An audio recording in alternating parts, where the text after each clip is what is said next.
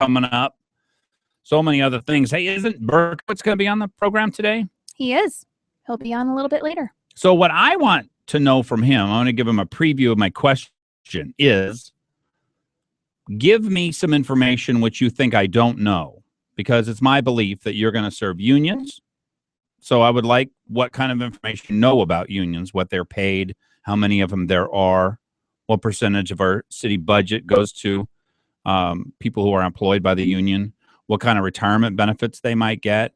Do you know anything about a 10% pay increase if they show up on time for 4 or 5 years or whatever, then 7 years, something? There's some pay increase that they try to do with how long of a contract he would be willing to sign. Those are the kind of things. That's what I want to know, because I think he's going to serve unions. He's going to serve the LGBTQA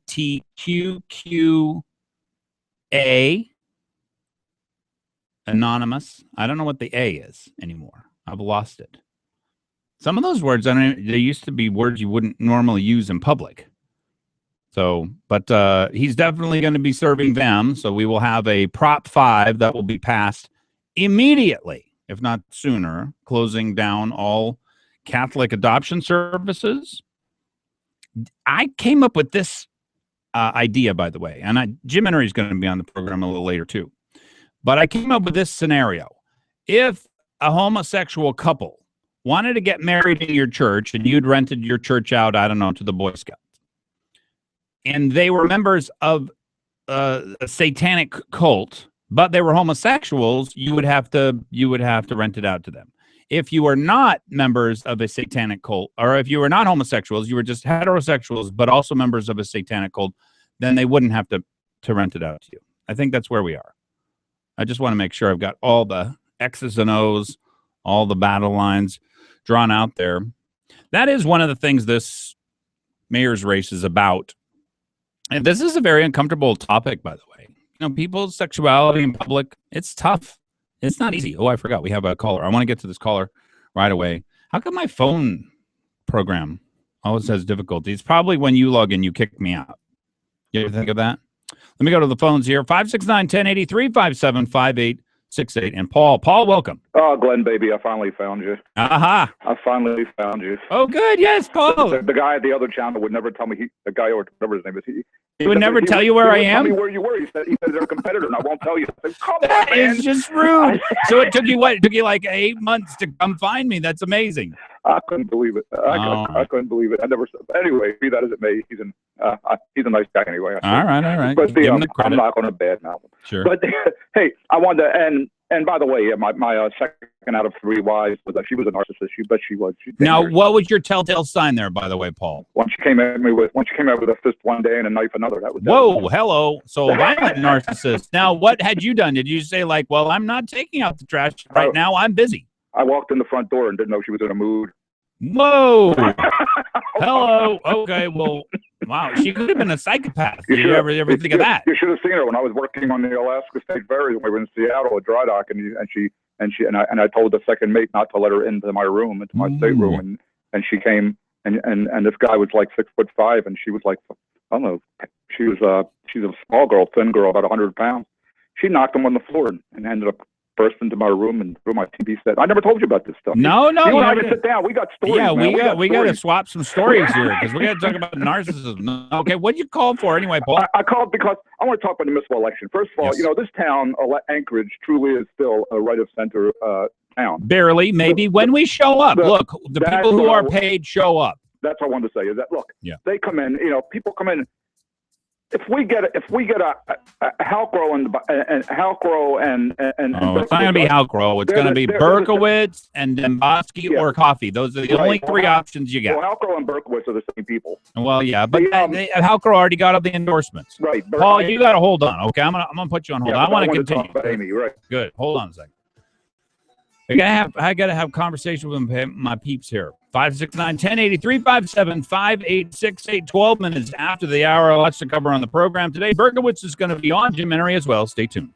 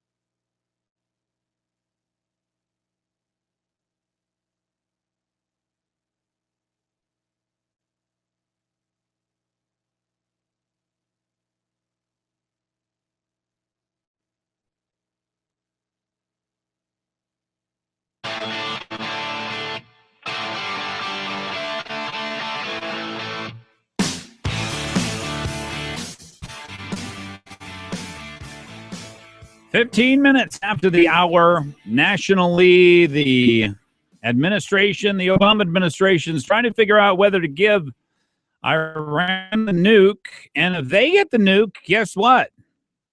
So here's this backwater, know nothing, do nothing country, Iran.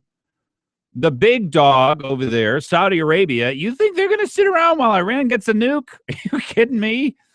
They're going to dedicate every resource they have to ensure mutually assured destruction. Yes or no? Iran talks stretch into the night hours before the deadline. Glen Biegel on the air here. KOAN and KVNT, 16 minutes after the hour. I would love to hear from you. Happy Monday, everybody. We're going to give away burgers and pies. Burgers and pies from Kreiners later in this hour and in the next. On the air with me here is Paul. Paul, you finally found me again. And how did you do that, by the way? What was the trick? And I want a darn burger, by the way. You do? You got to call in later, 4:45 and 5:45. I can. I'm waving sign for Amy at 4:30. Yeah. All right. So here's what I want to talk about. Yep.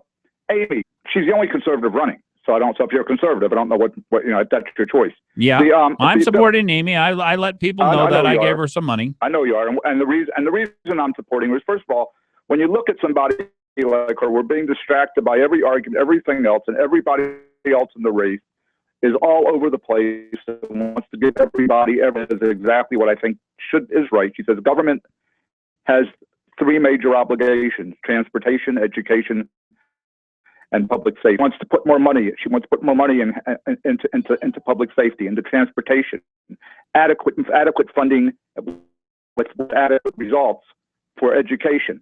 The rest of them want to put money all over the place to everybody, so they're not going to have enough money to put into what they say they want, like public safety, because they're running around doing it with everything else. That's true. They'll never have enough money, but they'll always have more of the money that you had. And what Amy says is that, listen, this is what government's for. Government's for a few major things, and everything else, government is not adequately prepared for and is not authorized to do. And so we're going to have enough money to transportation, the public safety. We're going to have, we have brothers and sisters sometimes, so we're going to do some money for the folks that need help. It's cheaper than jail. Yeah. But everything else is up to the private sector and everybody. It's not up for them. And so we've got her running. She's got a proven record. I've watched her on the assembly. Mm-hmm. I've looked at her life. She hasn't waffled. She hasn't waffled on a single vote. She's not unclear. She knows what she believes. She knows what she thinks. She's not trying to please anybody other than she pleases everybody who has to pay. Listen, she wears her. As far as I'm concerned, she's the Anchorage female version of Ronald Reagan and Margaret Thatcher. She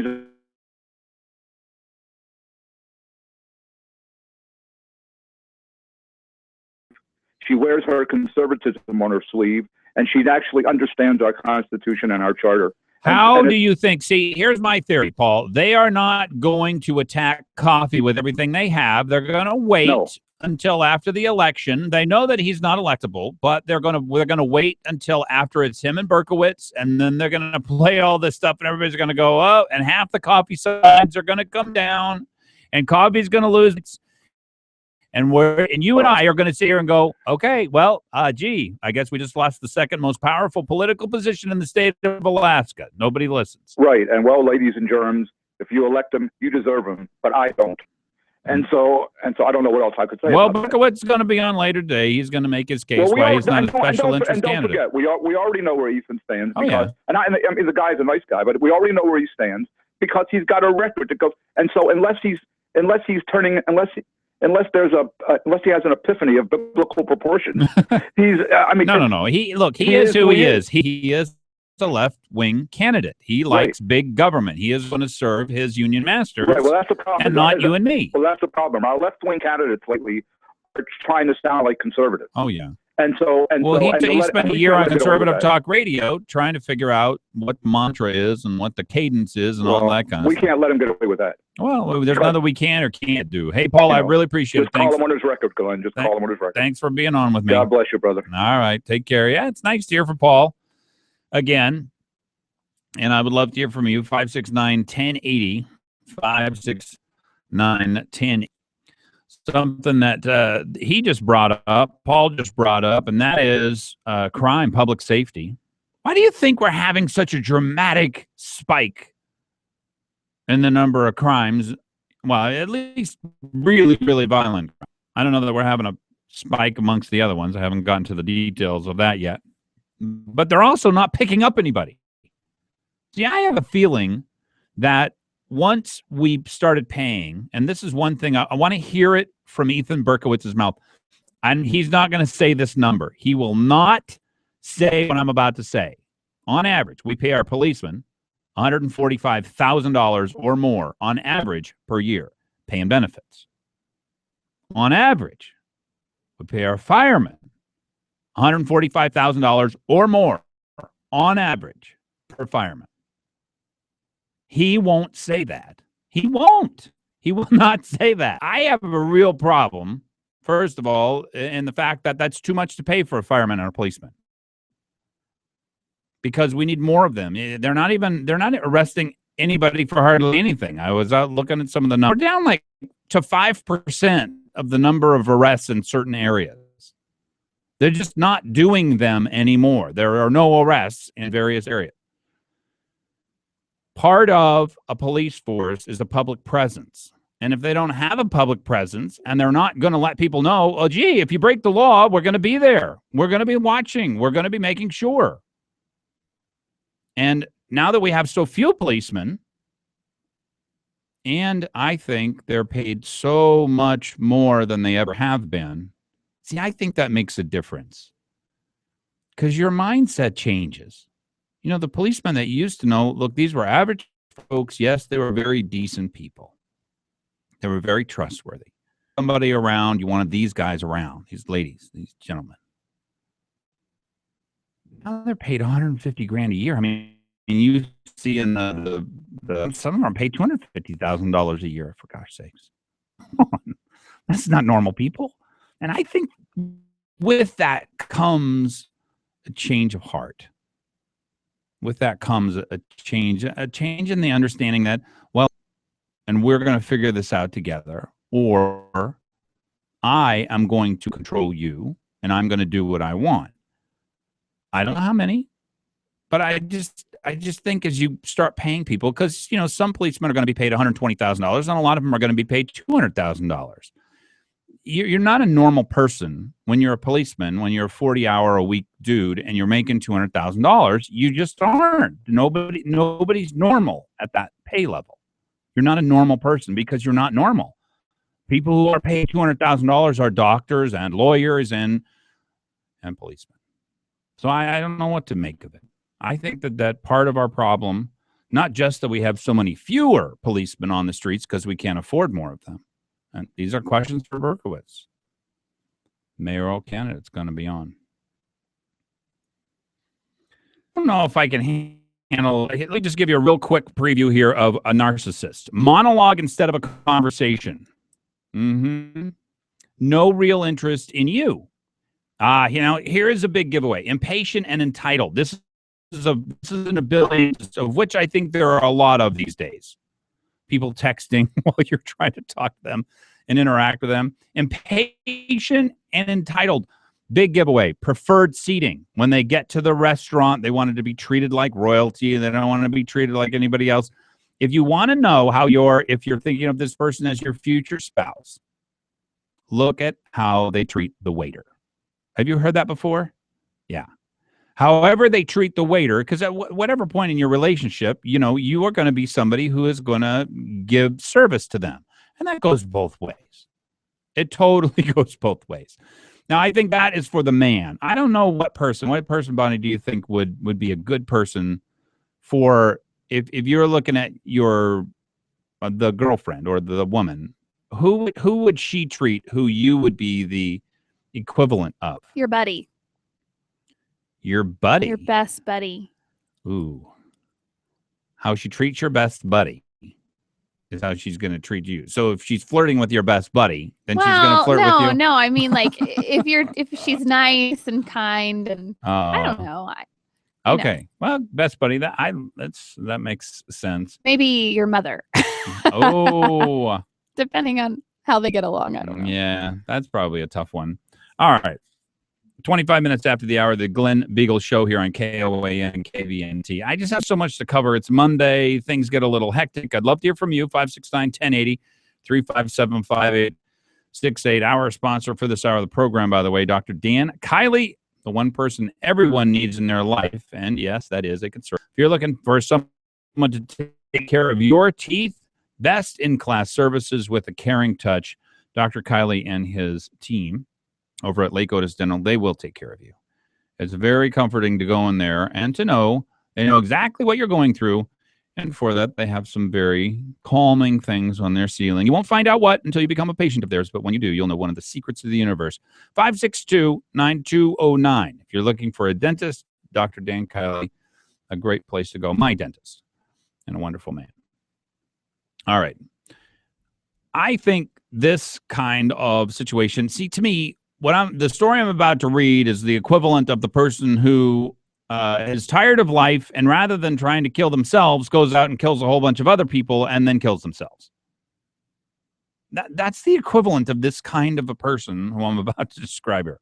51-year-old Anchorage man arraigned on Saturday, felony charge of leaving an accident without assisting an injured person. Listen to this. All right, so this guy, I won't give his name, charged in the death of 23-year-old pedestrian Desiree Lamont. She died. Police say Lamont was struck while skateboarding Friday near the A Street entrance to Barnes & Noble. So his SUV hits this girl. He got out of the car, Bonnie.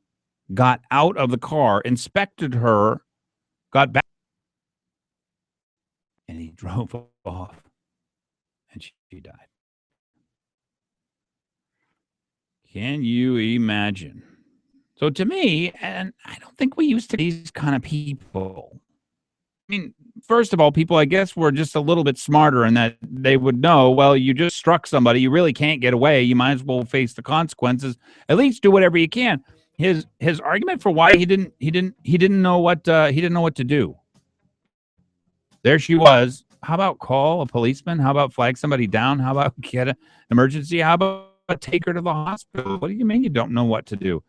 That's just, there's something wrong. There's just something seriously disturbing about that. The crime rate in Anchorage, we got to talk about that. I would love to hear from you. 569-1080, 357-5868. The Glen Biegel Show, 28 minutes after the hour.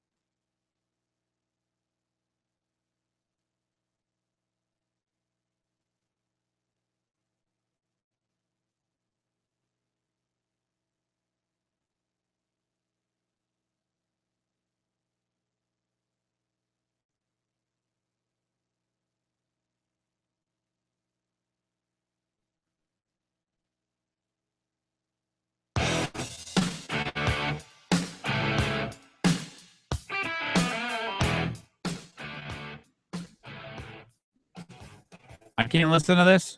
Where is this? Turn it back up. There you go. Come on, we'll get this air guitar going and we'll get the wigs on and the head flying back and forth.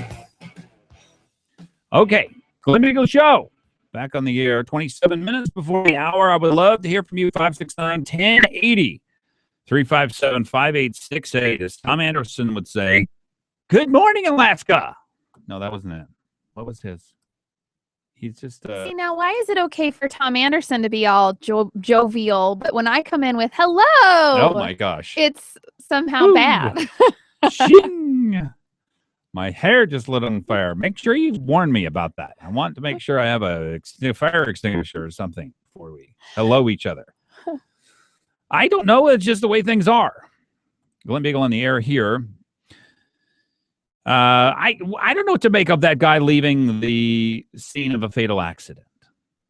He's 51 years old, and he's driving an SUV, and he gets out of his car, checks the lady over, and then leaves. He didn't know what to do. Have we heard if he's on any drugs or drinking? I don't know. It doesn't say here. Because if he was out of his mind on drugs, then that would explain it. Well, you would have thought that he would have given that as a reason. He told police officers, he left because he didn't know what to do. What does that mean? He panicked. You're in the middle of the city. I mean, it's not like there aren't cameras and recording devices and 1,000 people, and you just ran somebody over. Wasn't it in the middle of the night? I don't know. Not that's maybe he thought he could get away with it. Maybe that's just the way things are. If I think I can get away with it, that's character, by the way. That's the definition of character. Governor and the legislature are in a clash. Walker and the legislators can't bridge their divide over Alaska natural gas pipeline. These are the must-haves, by the way. And if this is a negotiating technique, I approve. I approve. When somebody else has a must-have, you need to figure out how to use that must-have in order to get something that you want. Do you have any must-haves? Like jobs are a must-have. Pebble Mine, must-have. You can imagine, like 15,000 jobs are going to roll out from Pebble Mine. 1,500 direct jobs for the next 100 years. Walker and legislators can't bridge their divide over Alaska natural gas pipeline. Republican-controlled Senate committee on Friday brushed off efforts by Governor Bill Walker to soften his conflict with legislative leaders and tone down his own rhetoric. He's got to work with the legislature here. And he needs to be careful of the Republican-controlled Senate because they're very conservative. And if he's starting to talk about government ownership, government control of this and that, i.e. socialism, it'll get you in trouble. Anyway, he needs to tone down his own rhetoric about his plans for a natural gas pipeline from the North Slope. They passed the law. You got to work with that. Power struggle between Walker and House Speaker Mike Chenault and his allies over their competing visions for the project could end up overshadowing other issues in the legislature. 569-1080. Let me go to Ken. Ken, welcome to the Glen Biegel Show. Thanks for calling. Hey, Glenn. Thanks for taking my call. Listen, of course, everything we're saying about this guy that left the lady lying there is speculation. But it's possible he's a sociopath. They don't. People who are sociopathic don't feel the same way we do.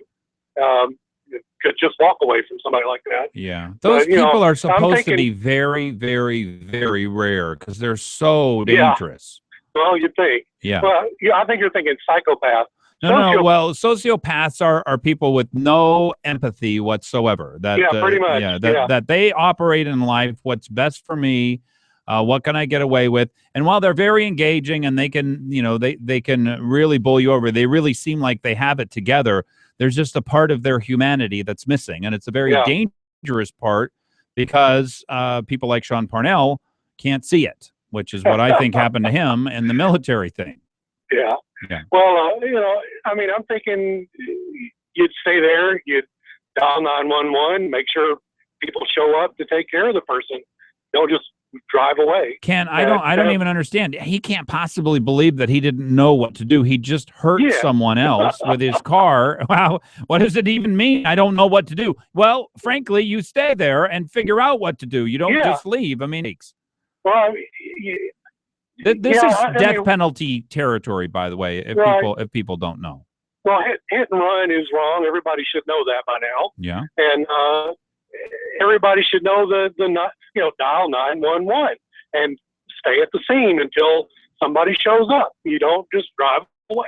Wow. So can you imagine how embarrassed his family is? By the way, I mean, my goodness, and it's just it's disgusting. It's terrible. There's no explanation for this. You can't leave somebody. You can't leave the scene of an accident where somebody dies.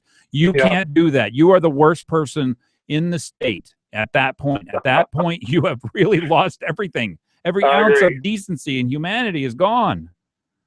I agree. It's sad. Do you know when it was? You know what time of day it was the guy hit her? Man, until I heard your show, I hadn't even heard about it. Yeah, well, it's in the paper, but they don't give a whole lot of details for what happened in the accident. Don't say when it was or anything. Do the police have a police report online or anything like that? They don't reference that here. Yeah. All right. Well, Ken, I appreciate the call. Thank you so much. Yeah, sometimes it's impossible for us, and we want. Here is a little hint for humanity's desire for everything to just add up. Do you know that somewhere between 10 and 50% of everything you think you see, you didn't see? Because our brains are trying to make sense of the world.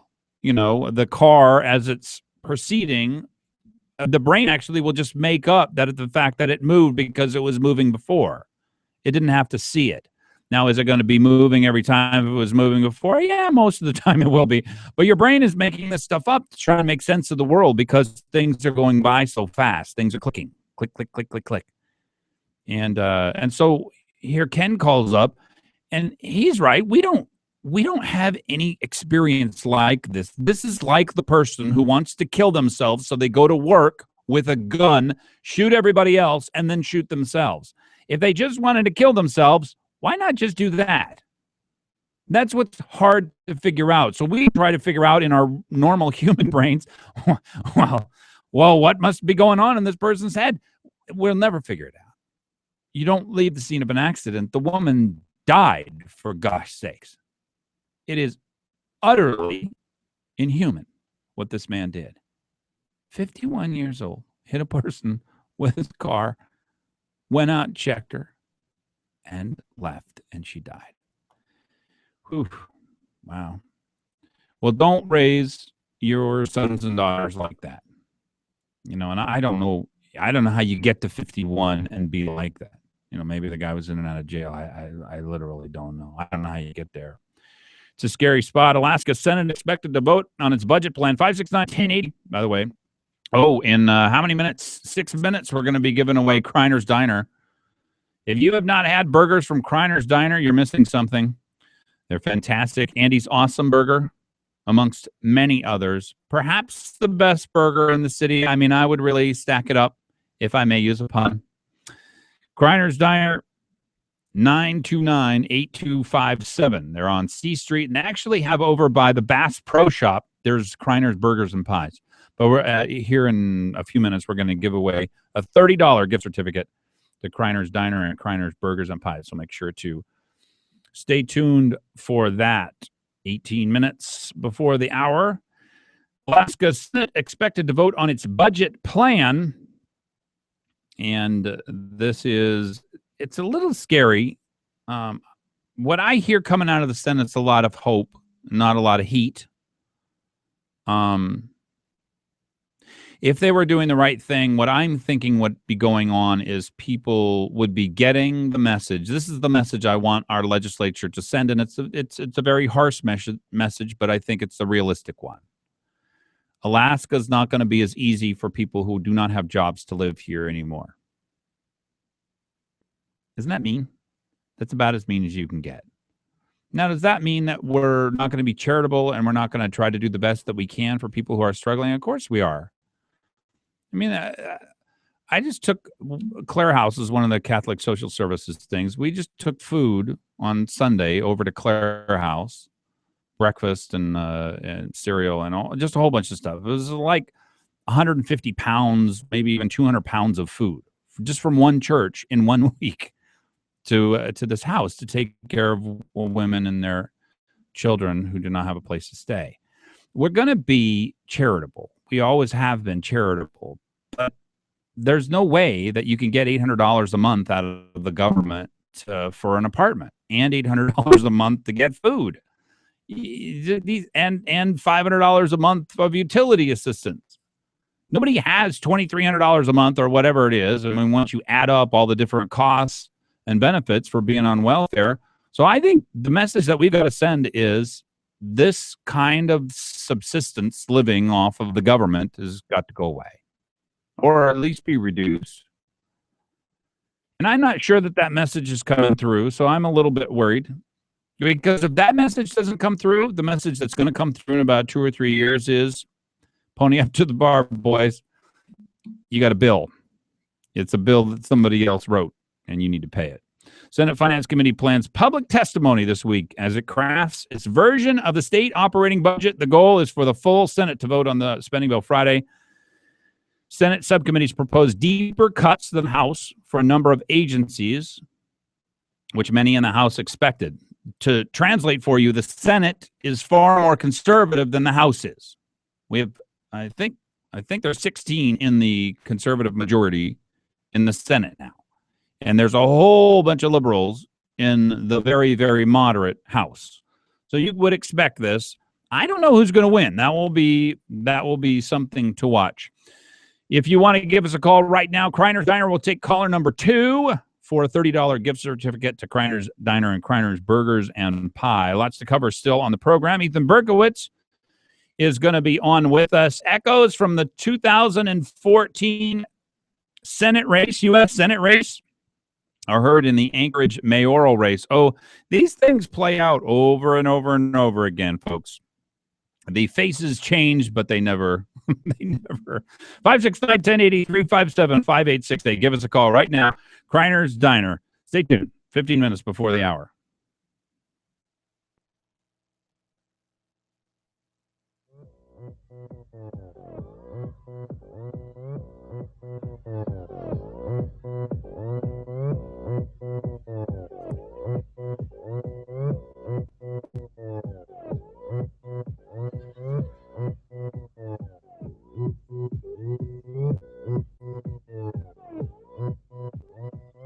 오빤 강남스타일 강남스타일 성숙해 보이지만 놀 땐 노는 여자 이때다 싶으면 묶었던 머리 푸는 여자 가렸지만 웬만한 노출보다 야한 여자 그런 감각적인 여자 나는 선어해 점잖아 보이지만 놀 땐 노는 선어해 내가 되면 완전 미쳐버리는 선어해 근육보다 사상이 울퉁불퉁한 선어해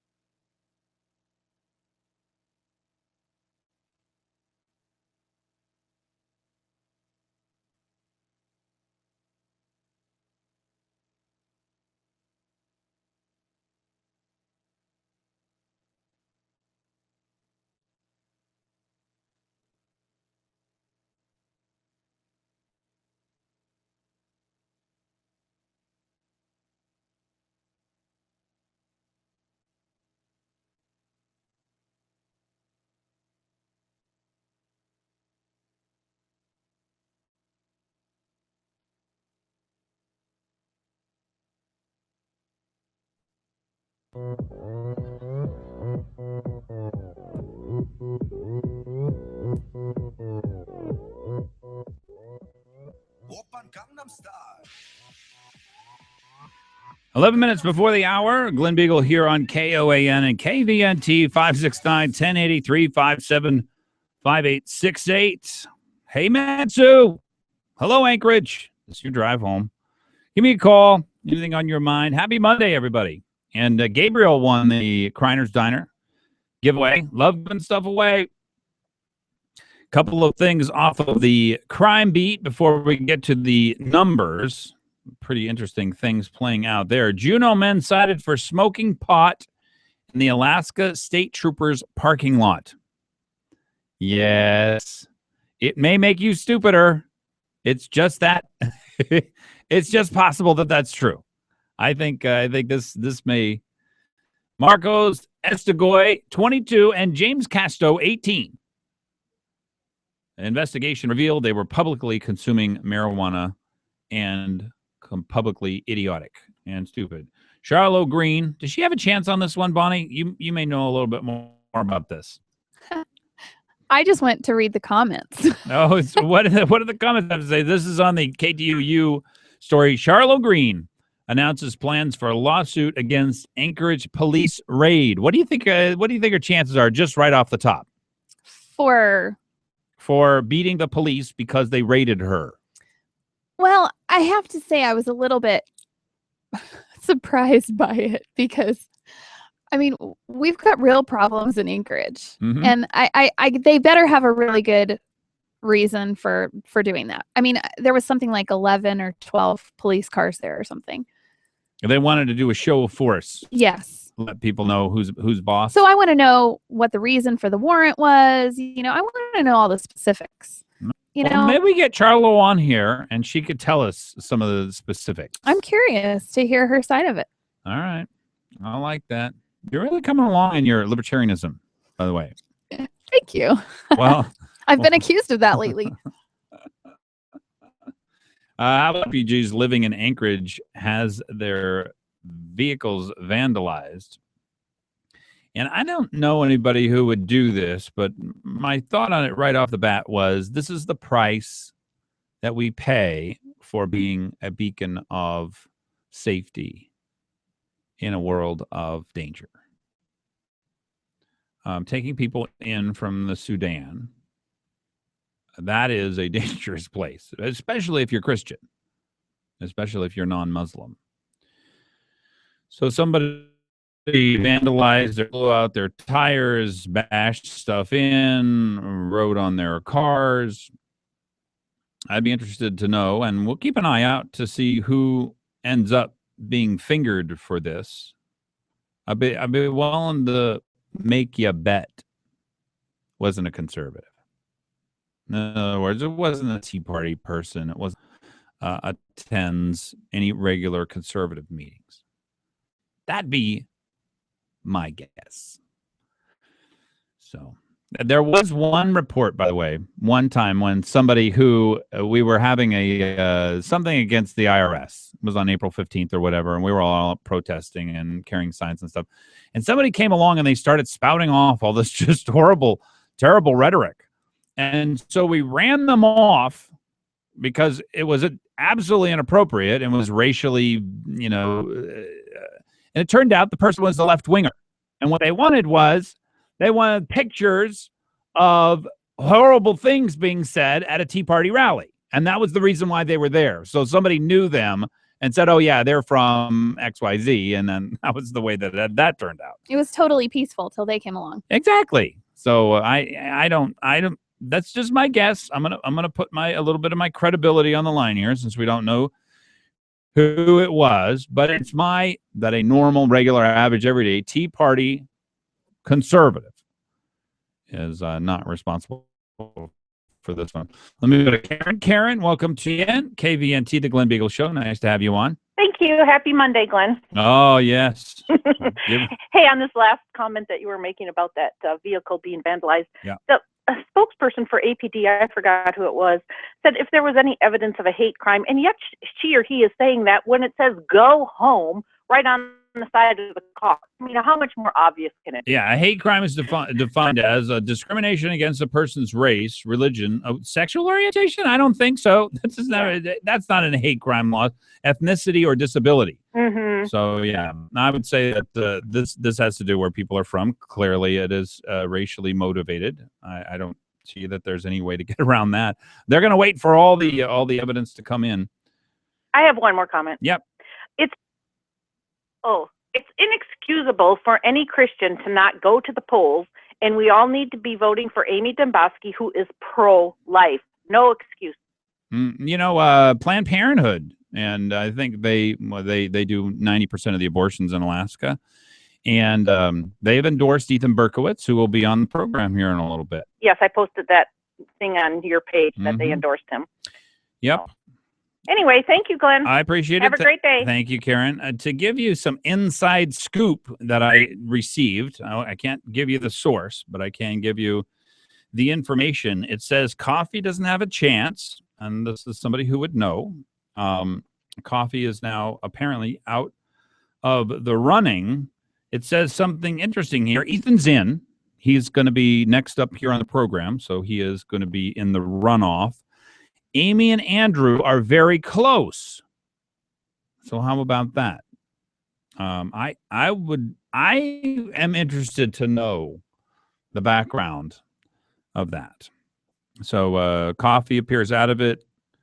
A lot of ground to make up, and it's unlikely he can do it. He has very high negatives, which will impede his progress in making up any ground. Amy and Andrew very close. I've thought all along that Amy had a really good shot. But a lot of times my hopefulness can get in the way of reality. So I was just thinking that's just me. But I really do think she is gaining steam because she looks so fresh, and that's what she's been all along. People have talked about her inexperience, but I looked at that as and who says it's even an experience? But I look at that as a plus. I think it's a positive. Yeah, somebody was talking about Halcrow and Amy, and I guess Halcrow hasn't had any experience in municipal politics. He's always been at the legislature. And she's in it right now. Yeah, she knows what it's all about right now. No, I really think you're going to see a male bias. I worry about that, especially from the press. They can be so dismissive, based on what kind of questions they ask you about this, that, or the other thing. No, I mean, with Amy and Berkowitz, we're going to have very clear distinctions. And I'm interested to know what kind of contracts he's going to sign. Will he only sign 3-year contracts? He won't answer the question. Just to let you know, he has no benefit to answering any of my questions. I would like to know whether or not he knows how much a policeman and a fireman is paid on average, pay and benefits. I would love to know that. And how much they were paid, I don't know, say 5 or 6 years ago. And then we'll talk about public safety and lots of other things. Berkowitz is going to be on the program here in just a few minutes, 3 minutes before the hour, the Glen Biegel Show. So many pieces falling into place. This was a question that was asked out on Real Clear Politics. Michael Barone asked it. Can family breakdown in low education America be reversed? Wow. Probably the most important question. They've been talking about it for quite a while, and I would say that if we keep removing men from families, then I would say no. 2 minutes before the hour, the Glen Biegel Show, KOAN, KVNT. Good afternoon, folks. This is your drive home. Stay tuned.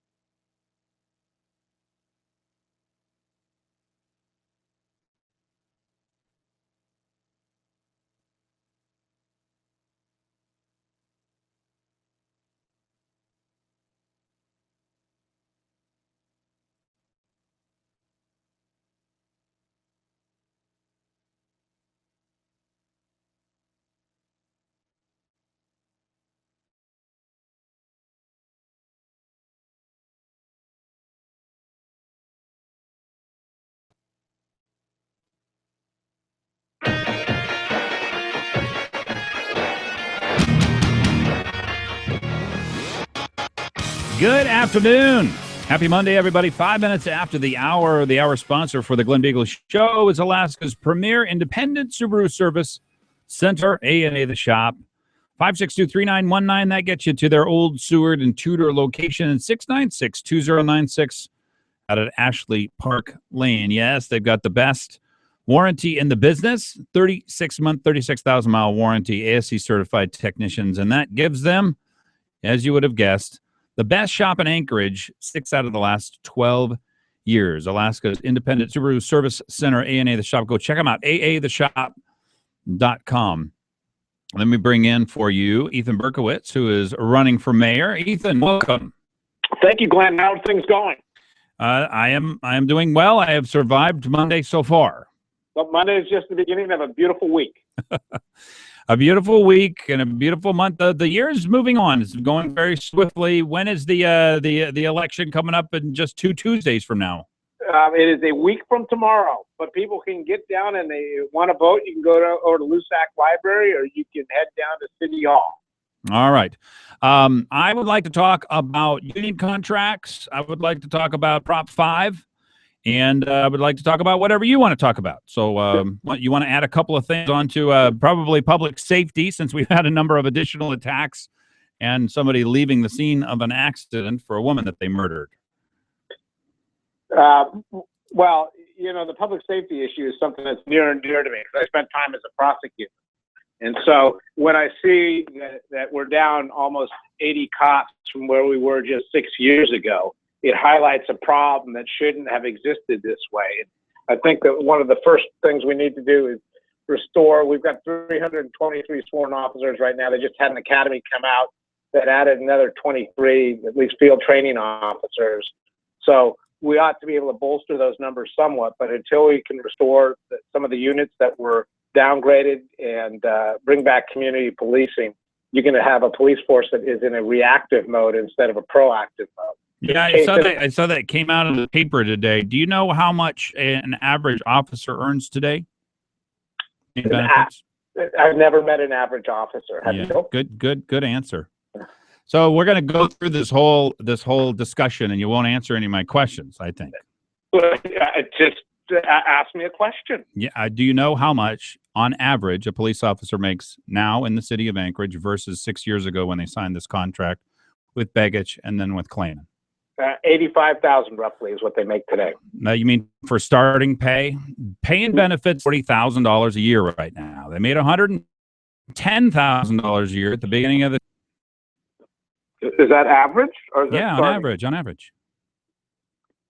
Okay. How can we keep the same number of police? I mean, we actually have increased the cost of the police department every single year, but yet we keep losing officers. Well, how are you going to do it? Well, let me put it this way. You're a free market guy, aren't you, Glenn? Believe in capitalism. Yeah. Okay, so if you believe in capitalism, and if the deal was so good, why are we losing officers? We can't afford to keep them on. How many people do you think signed up to be a police officer the last time? It seems like the market is telling us that the wage benefit package that we have today is not competitive. 800 people signed up to be in this last academy, which is down significantly from what it has been in the past. And they took 20 officers, 1 out of 40, really. Well, you don't just take everyone who applies. I mean, it's like the radio. You know, not everyone who signs up to be. You don't think 800 is a lot, though. 800 is a pretty good 40 to 1 on the number of people that you're going to take. You don't think that's sufficient? I mean, you want it 50 or 80 to 1. So you think policemen are underpaid, firemen are underpaid? What are you going to pay them, and how much is that going to cost us? It's not a question of paying them only. It's a question of having the right wage benefits packages, about having the flexibility that you can have flexible schedules. It's about having the kind of police work where you don't feel that officer safety is compromised, and where they can actually do things besides.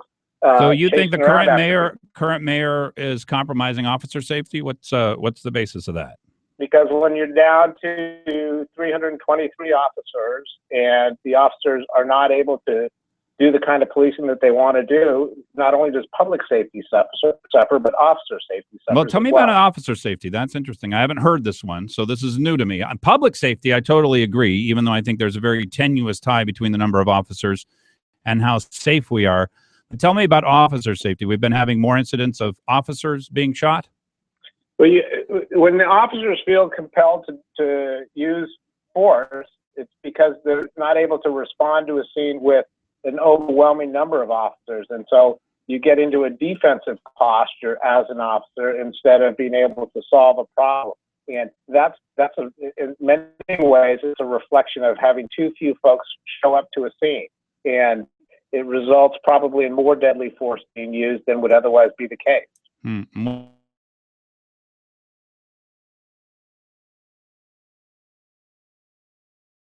And give me an example. I think this is interesting.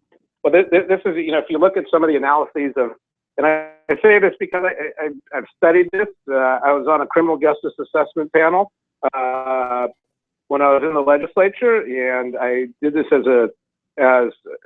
in my time when I was a prosecutor. It's very clear that you want to have officers show to is not overwhelmed by that scene. And so if you can have enough officers show up to a scene, it is a calmer place, and the officers themselves are safer. Okay, so we're going to pay our officers more than $145,000 a year, and we're going to have more of them. Clint, it sounds kind of expensive. You sound expensive to me. Well, no, it sounds expensive to me that you want to promote crime in the community. I mean, crime is far more expensive than police officers. I would like to have less expensive police officers, which is what we used to have, and have less crime. That's what I'd like to have. I would like to have less crime, which means at least initially we need more cops. Okay. All right. Well, something which gives us that you want the 80 cops back, and I would guess that you're going to go up maybe to 150, 160,000. No, you keep throwing these numbers out there, hoping that it's going to stick in the public consciousness, but that's not the way it works. Because I want to have more cops because I want a safer community. Well, I hope we get to a safer community. Can you stay with me? Absolutely. All right. Ethan Berkowitz is on. This is a kind of back and forth that we have in Conservative Talk Radio. Ethan Berkowitz has been on radio for a long period of time, so he's good at this kind of stuff.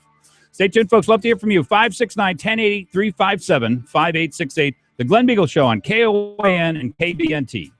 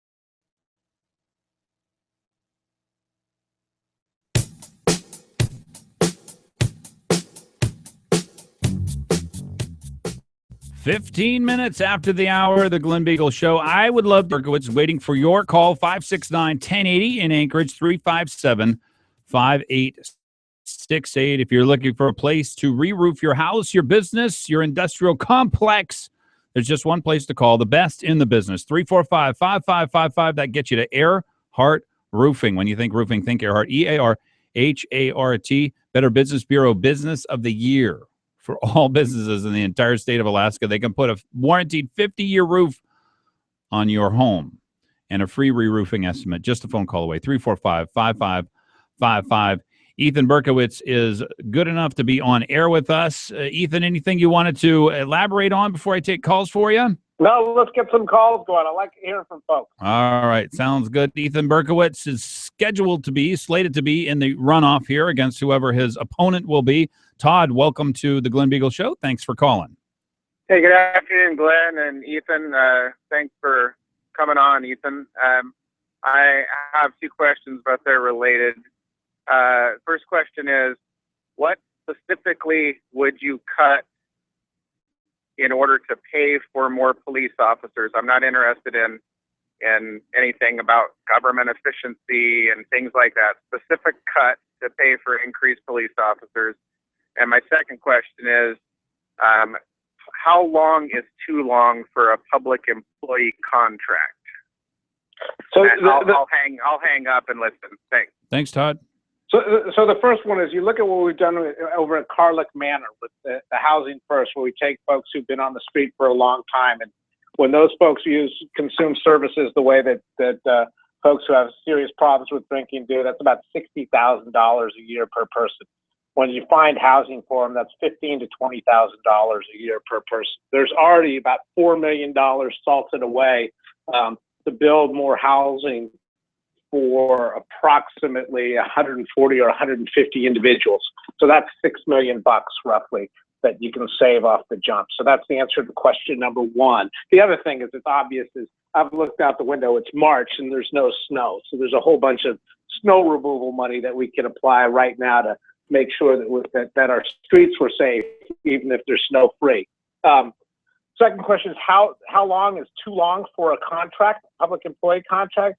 You know, I've watched them sign up ball players for 10 and 15 years. I think that's probably too long for a public employee. I would say somewhere in the three-year range is the sweet spot of what those contracts ought to be. Any contract over 3 years that you will?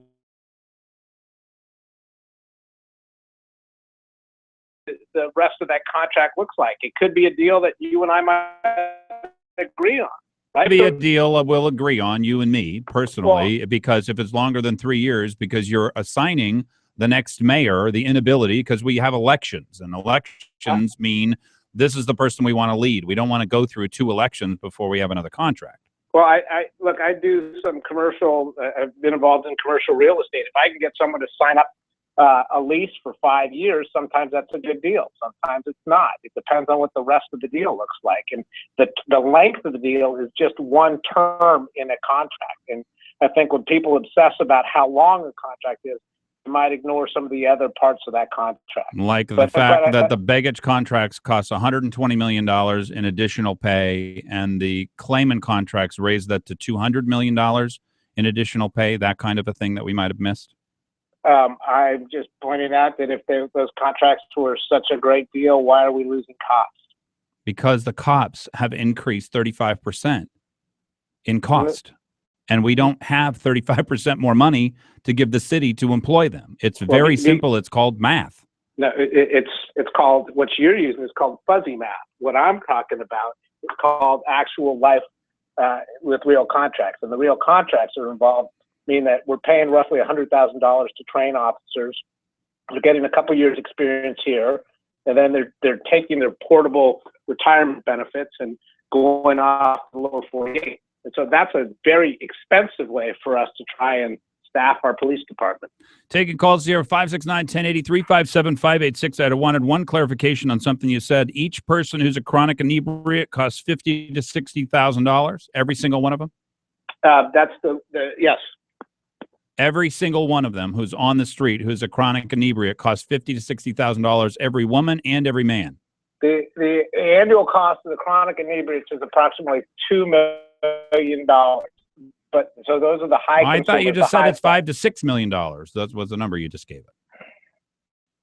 it. You're an excellent mathematician. Yes. Okay, so there's a certain percentage of the chronic inebriates that are responsible for the vast majority of calls. Yes. Those people cost $50,000 to $60,000 because they could be picked up 100 times a year.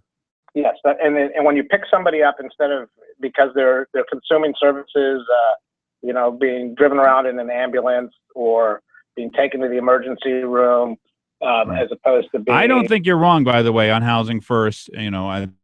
That may actually be I appreciate having some clarification on that. Yeah, no, and the $2 million number that's why I've never understood that $2 million number. I think that's a low number. Okay. Given the number. Understood. But that's the number that I've seen quoted. But when I do the math, I come up with a bigger number. Okay. Ethan Berkowitz running for mayor, likely to get through the primary, or what we're calling a primary here. And who is he going to face? That's a big question. Let me go to the next caller, 569-1080, 357-5868, the Glen Biegel Show. Dave, welcome. Hi. You're on with Ethan Berkowitz, running for mayor. My question is, I just, on the drive home, I was listening to a commercial that says that Juneau's broke and Alaska's broke, and so here's the answer. Well, I don't want to pay more taxes. So what's the solution?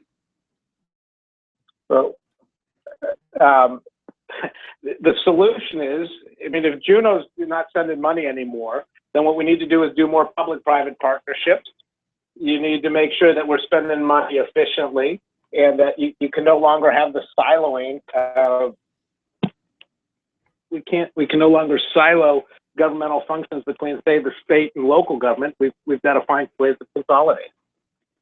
So what? But look, the idea that I don't like paying taxes either. I just want to make sure that when I do pay taxes. Well, I agree with you there. So what would you consolidate, and what would you begin to privatize in the city government? Well, it's not a question of privatizing. It's finding public-private partnerships, and some of that's the way. If we're going to do road expansion or road construction, you can do public-private partnerships where you might be able to get some private money in to help backfill the failure of the state to provide some of the funding that it has historically provided. I look at. Well, the only public-private partnership that I'm aware of is the bridge. Is there another example as far as roads go? Personally, when I was in the private sector, I did a public-private partnership to develop an energy resource. I worked on a geothermal project out of Nome, and that was a public-private partnership. So I've done them before. They work. But I'm just talking about infrastructure, because I get it that a business will want to be subsidized by the state, and then they would be able to charge people they could afford. But about roads, I'd never heard of a road being built on a public. No, absolutely. No, it's a big in the lower 48. They do that regularly. Toll roads.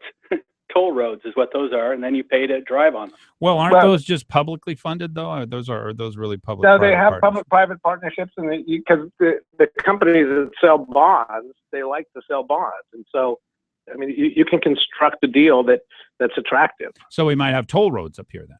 So I'm not advocating toll roads, but you wanted examples of things I'd look for. So I'd look for public-private partnerships where they make sense. Okay. Do you have any that you want to announce, by the way? Anything in the hopper? I have nothing in the hopper yet. I'm not putting the cart in front of the horse, but I'll tell you one of the places we ought to be looking at is in terms of helping fix the modernization of the port. What's your take on what happened with the port and what could have gone better? Well, what should have happened with the port is you need more active management. What happened with the port in some ways was akin to what happened with the SAP project, the computer project that's $30+ million over budget. Is when things approach where the budget ought to be and there's a problem and you don't know about it, that's a failure of management. And so these kind of large contracts need a much more hands-on type of management, or at least awareness of what's going on. I'm not saying to micromanage the projects, but you have a fiduciary responsibility, a financial responsibility to make sure that the city's money is being well spent and you're not going to generate huge cost overruns. And the failure to keep a close watch on that money is in those two instances what led to these massive overruns. Yeah, keeping a close watch on MARAD. That would have been a really good idea. Let me go to Alex. Alex, welcome to KOAN, KVNT, the Glen Biegel Show. You're on with mayoral candidate Ethan Berkowitz. Howdy, gentlemen. Howdy. Two questions. First is we've seen a lot of calls for more police at AFD or APD. One of the things I did in my younger days was fly jets, and the Air Force kind of hired people based on need. If there were a series of gates that one had to pass, if you wanted to go fly, if they needed a bunch of bodies, they'd waiver some of those gates. If they didn't need bodies, no waivers were given, and things were very tight. It occurs to me APD is not got into that business. The thing that occurs to me about more police is if our crime rate is spiking and increasing dramatically, we probably need more cops. And if it isn't, this is just an artificial discussion. Is our crime rate spiking? The crime rate is definitely going up, and the perception that crime is a problem has increased. Perception is not reality. Well, is the crime rate going up in all categories at what rate? Well, you're asking me a universal question in all categories. Of course not. It's not going up in all categories. And the problem with statistics about crime is that statistics in some way, as they relate to crime, correlate to the number of officers. You have more officers, and apparently crime will go up because they're covering more crime. Well, then that's the argument you're making. No. You're choosing where the crime is increasing. And hold on, Alex. Let's let Berkowitz. But you're putting words in my mouth here. What I'm saying is that the crime, there are problems with crime. There's problems that the streets are more dangerous than they have been, and they're more dangerous than they have been because we have fewer officers. And when you have fewer officers, they're in the reactive mode. We no longer have a theft unit. We don't have a gang unit. We don't have a traffic, and patrol has been stretched far thinner than it should be. So when you don't have that, when you don't have the community policing that makes sense and that is the essence of modern policing, and that's a national awareness, then we're not doing what we can to make sure that Anchorage is a safe place. And we can definitely do all those sort of things. And then the ultimate cost to the entire community is far cheaper when things are safer than when we have to deal with the high rates of crime or the perception that. Ethan Berkowitz, look, I must admit, I did enjoy this conversation. It was very spirited and it was a good back and forth, and I appreciate you for coming on. Glenn, always a pleasure. Hope things are going well. Yes, you too. Take care. Ethan Berkowitz running for mayor. He's going to get into the runoff. Who else is going to be there with him? 28 minutes after the hour.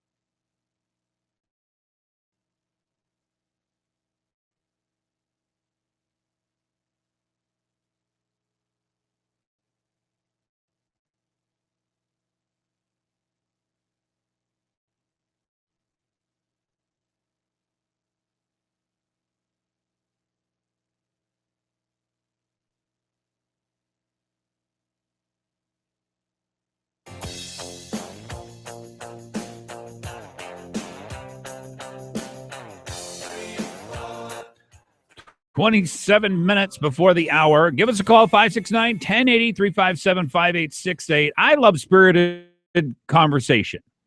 I just have to tell you. And while I do feel bad for shaming Ethan Berkowitz into answering my questions, I still think that he needed to. And in the end, he did. So we got to give him credit for that. And I give him credit for that. He has gotten a lot of skills. And, he's a very important person. You have to think about it. He's a multimillionaire, from what I've been told. He is plugged into the most powerful organizations in our state. The Teachers Union, they endorsed him. Any number of, the AFL-CIO, the IBEW, they've all endorsed. These are places that are used to being listened to and having the most powerful people. Just to let you know, and I'm going to say something here, which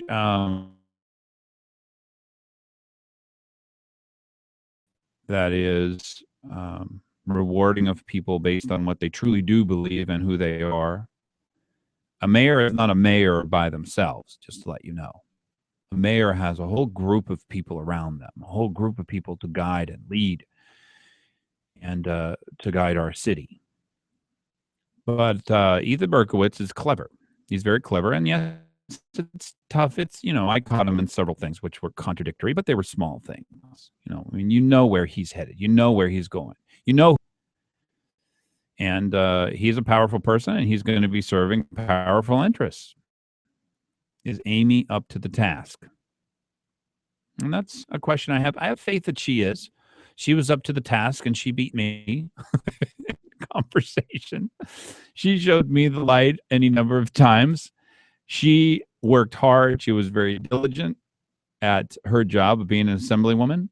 And I've been impressed. So it does take something to impress me. I have to tell you, Dan Coffey is an impressive person, but I know what's coming, and he can't be elected.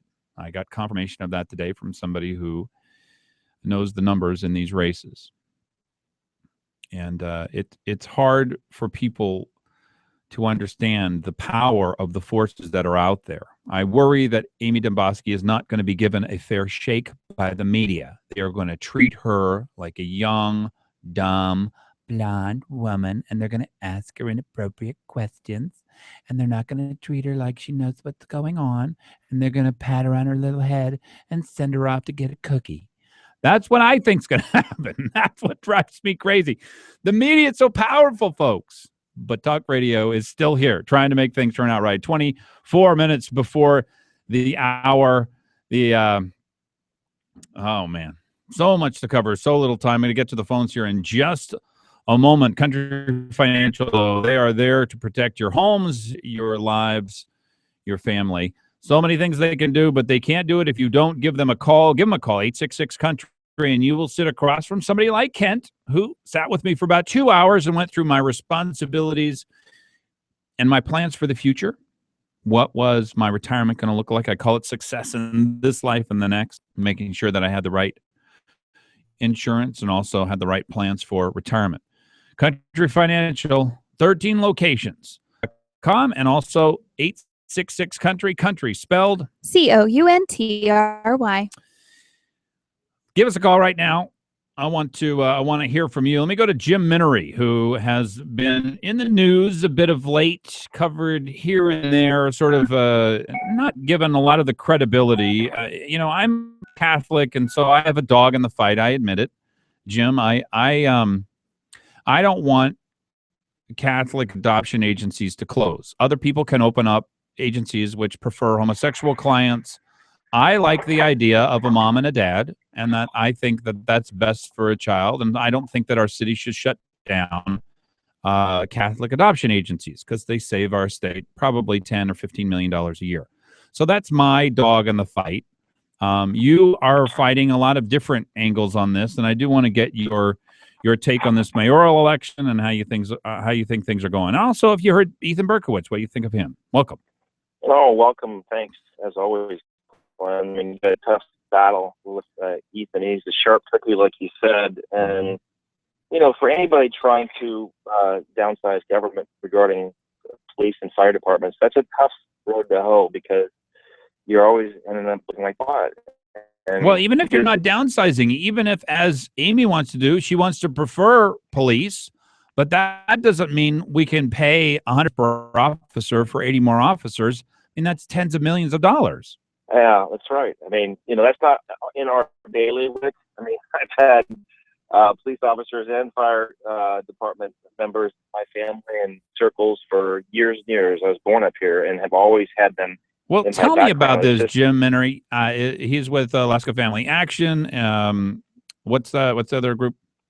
Alaska Family Council is Alaska the education side. Alaska Family Action is our C4 political side. And okay. What we're trying to do right now, we have staked out mayoral race because Amy is the only candidate who is at least willingly telling us that she will veto another Prop 5, which will, definitely come to the forefront of the mayor's desk.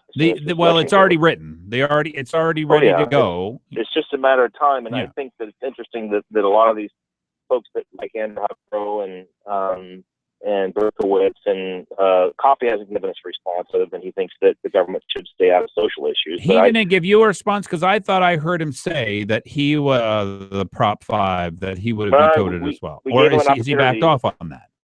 We gave him an opportunity to answer when we were making our decision about endorsements, and he chose to not answer. Okay.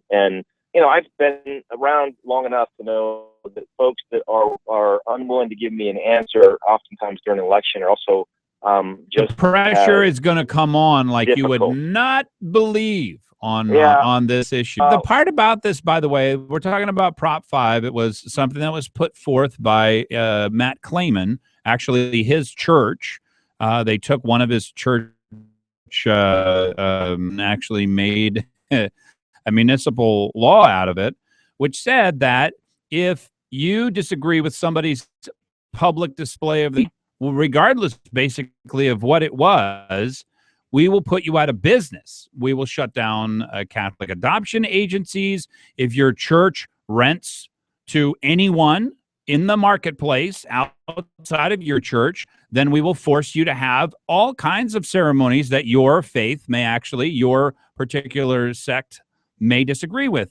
I mean, it was a really far-reaching and a very forceful interjection of sexuality into the public sphere in people of faith's face.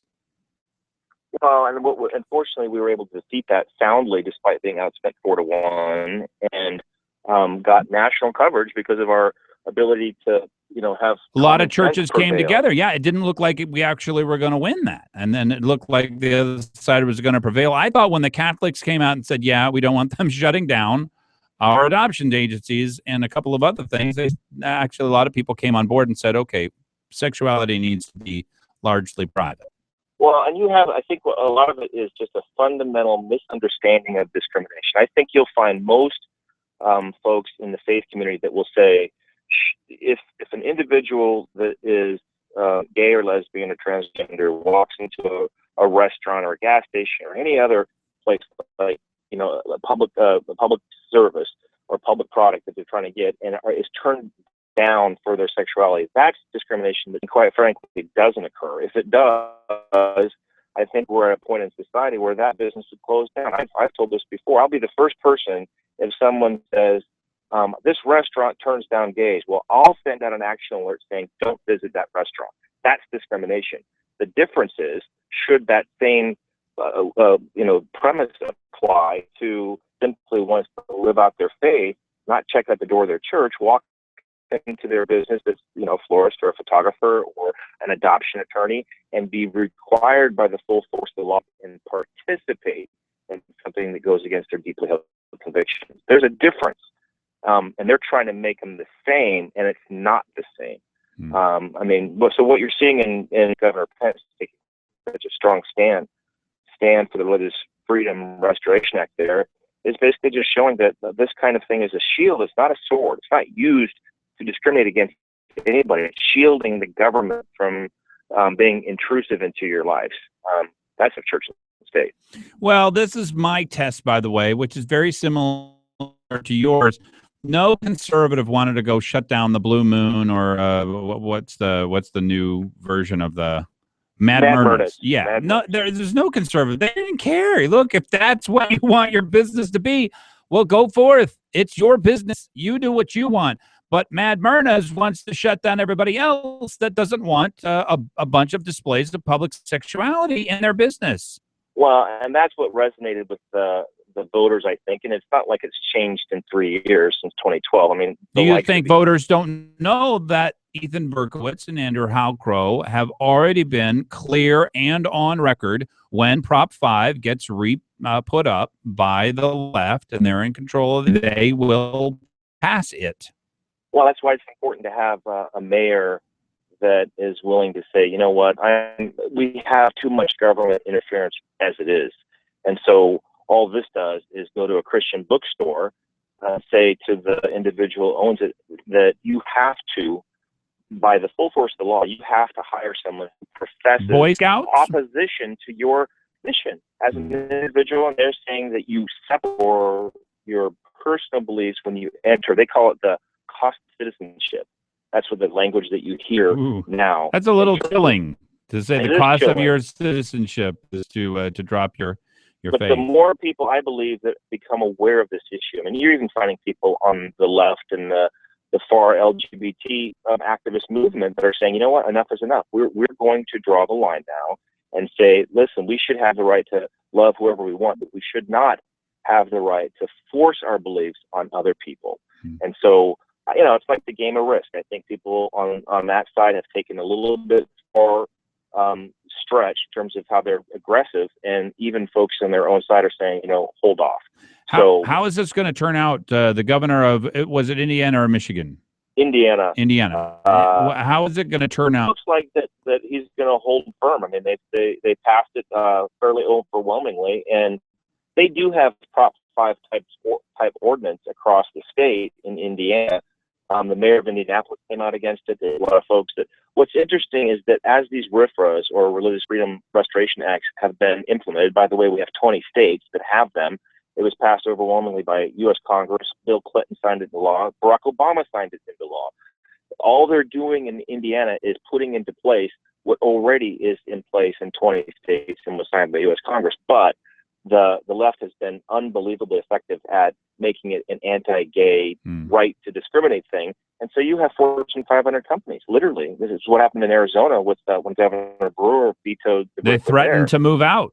Basically said, we're going to not have the Super Bowl in Glendale, Arizona, and we're going to move out of Fortune 500 companies. They have a tremendous amount of influence. So it's interesting to see this big, you know, there's one lady that's the head of the Equal Employment Opportunity Commission that Barack Obama appointed. She said, I see religious liberty on the tracks of each other, and in her view, religious liberty never wins.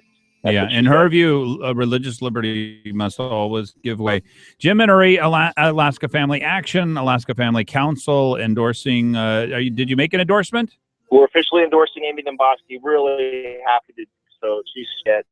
And we just hope that the 14 minutes before the hour. Thanks, Jim. Alex, hold on for a second. Yeah. All right.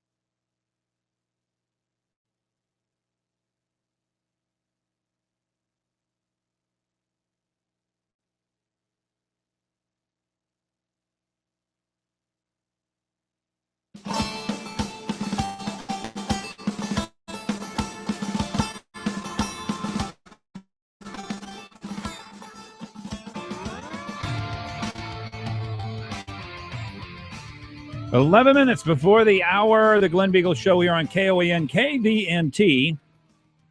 Good afternoon. This is your drive home. I don't know. I can't get up there. That Tom Anderson level. Tom Anderson.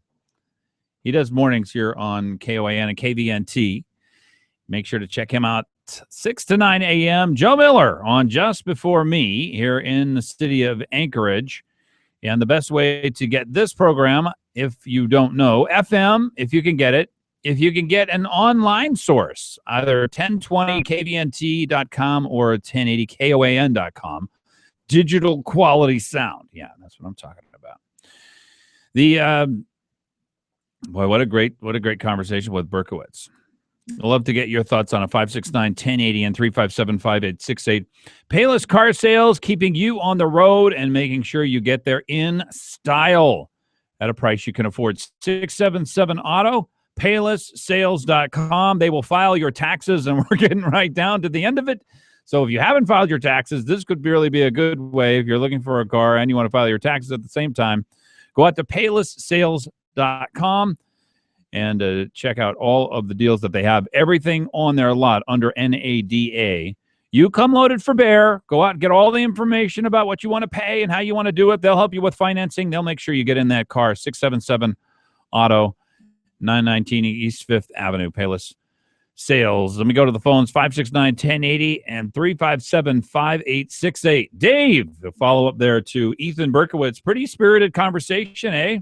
Yeah, it was, but the follow-up that I had is the one that I think he would be loath to answer, and that would be, well, the ultimate public-private partnership would be in education, which consumes more than half of our property taxes right now, and would he be willing to shunt whatever state money that comes in and whatever the ASD is spending so that parents can put their kids in private schools? Well, given the fact that the teachers union likes their monopoly and does not want to give it up, and has endorsed him, I imagine that he's not for that partnership. Exactly. So there is none that he could really say that there's a firm, this is how we can do it. Yeah. Well, I did ask him that. I said, any on the docket? I would like to hear about these public-private partnerships. And the one that he brought up, by the way, basically it was public subsidy of a private corporation so that the private corporation could do something which otherwise would lose a vast amount of money. Would be risk averse, right? Yeah. So that was, and I don't think it's a terrible project. It was wind power generation out in Nome. And they have a lot of wind coming off the thing. It still has to be backed up by regular power. Anyway, I wish he came up with something on that. I thought that was kind of a weak answer. Yeah, I agree. Okay. Thanks, Dave. Thanks so much. 569-1080, 357-5868. Yeah, it's good to have. Ethan Berkowitz is going to be a tough candidate, and I kind of get the sense if Coffee gets through, one of the other mayoral candidates tipped off my partner in crime, my partner in radio. So it doesn't have to be criminal radio. But Tom Anderson, that we have never seen what's about to happen to Dan Coffey. That actually raised the interest of the mayor, who called me and said, did I hear you say that right? And I said, yes, I did. I did say that. So that's what I expect. We got sort of a sense of it from Dingman, where Dan Coffey had written a letter asking for leniency for somebody who had been dealing drugs to a 13-year-old who had, I think there was prostitution involved, and I think there was a death involved. And those kinds of things are going to be coming out en masse. But my inside source says that Dan Coffey is not going to be able to get through this primary. And the question is whether it will be Berkowitz and Halcrow or Berkowitz and Demboski. Can you imagine how much fun trying to decide between Berkowitz and Halcrow? What fun will that be? I mean, left and more left. They made promises to this group and that group. I don't know. I don't even know how. I would be sitting that one out. Both of them. I was surprised, by the way, that Planned Parenthood endorsed Berkowitz, because Andrew Halcrow's wife was actually on the board of Planned Parenthood. I mean, that's deep in the camp. That's as deep in the camp as you can get. Are we going to have daylight saving time? We need to save daylight saving time. That is a great question. Apparently, there's going to be opposition to this after sailing through the state Senate. The bill to opt Alaska saving time is hitting headwinds. Guess who's coming up? The Alaska State Chamber of Commerce, and there actually is a lobbyist. The cruise ship industry has decided that they might not like this. I don't want to do it for one good, and that is personal. I will have to patch hundreds of machines. I've got a problem with my virus database, and apparently I need to turn off my sound. All taken care of, Bonnie? Everything all right over there on your side of the glass? Yeah, good. Excellent. Appreciate that. And I need to let people know 5 minutes before the hour, we are going to give away yet another $30 gift certificate to Kriner's Diner, and they've opened up a second location over by Bass Pro Shop on the north side. Kriner's Burgers and Pies. These are fantastic. Andy's Awesome Burger is nothing less than awesome. And yes, they serve breakfast all day long, as every decent restaurant should. I'm just going to tell you that.